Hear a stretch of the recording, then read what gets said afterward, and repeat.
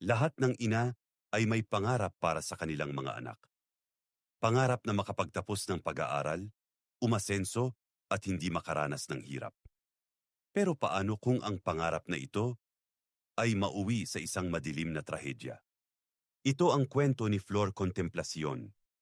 Hindi lang siya isang pangalan sa kasaysayan. Siya ay isang ina, isang Pilipina.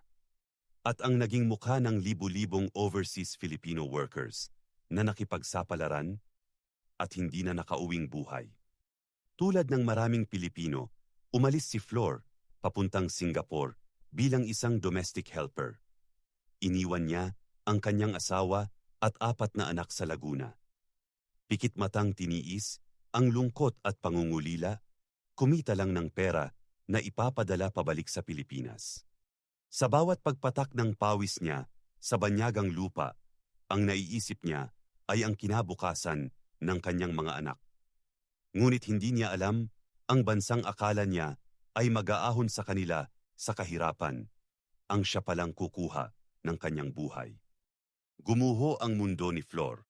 Inakusahan siya ng pagpatay sa kanyang kapwa Pilipinang yaya na si Delia Mhaga at sa inaalagaang bata nito na si Nicholas Huang.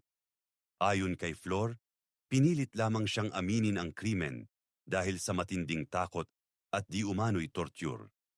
Isang pamilyar na kwento ng isang dayuhang walang laban, walang boses at nag-iisa sa loob ng malamig na selda. Kahit na may mga ebidensyang nagtuturo na maaaring iba ang pumatay kay Delia, hindi ito pinakinggan. Hinatulan si Flor ng kamatayan. Taong 1995, naging iisang tinig ang buong Pilipinas. Nagmakaawa ang taumbayan. Nagpadala ng liham ang mismong Pangulo ng Pilipinas upang humingi ng awa. Ngunit sarado ang pandinig ng batas sa Singapore. Ang pinakamadurog pusong bahagi, ang huling pagkikita ni Flor at ng kanyang mga anak. Isipin mo ang sakit bilang isang ina, ang yakapin ng iyong mga anak, hawakan ang kanilang mga kamay sa likod ng salamin, habang alam mong ilang araw na lang, mawawalan na sila ng ina. Ang kanyang huling mga salita ay puno ng pagmamahal at pag-asa na hindi siya makakalimutan.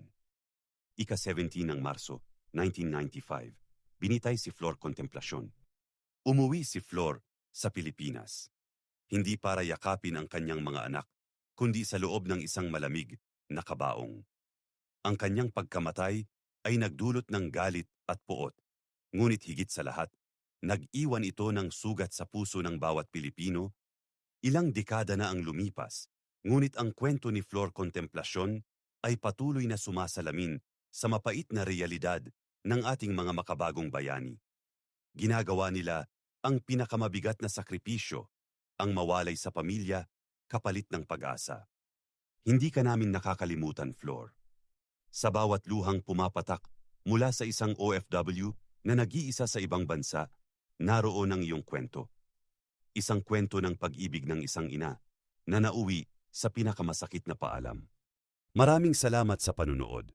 Kung naantig ka sa kwentong ito, mangyari po lamang na i-like at i-share ang videong ito para hindi makalimutan ang sakripisyo ng ating mga OFW.